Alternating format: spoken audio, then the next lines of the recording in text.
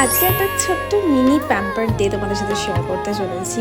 তো বিকেল থেকে হঠাৎই খুব পেস্ট্রি খাওয়ার ইচ্ছা হচ্ছিলো। তো আমার ফেভারিট স্টোর হচ্ছে মিয়ামা, ওখান থেকে ঝটপট আমি 3টে পেস্ট্রি নিয়ে চলে এসেছিলাম। আর যেহেতু বাইরে খুবই গরম, তাই আমি রিফ্রেশমেন্টের ড্রিঙ্ক বানিয়েছিলাম স্প্রাইট দিয়ে।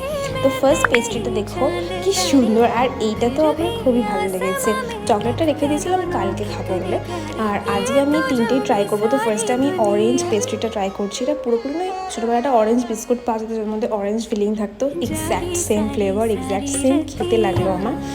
আর তার সাথে রিফ্রেশমেন্ট গড, এটা এত ভালো লাগছিল না।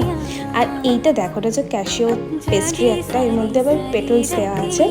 তো এইটা এক্স্যাক্ট কাজুর মতো খেতে, এর যে ক্রিমি লেদারটা পুরো একদম পেস্ট বানানো কাজু দিয়ে।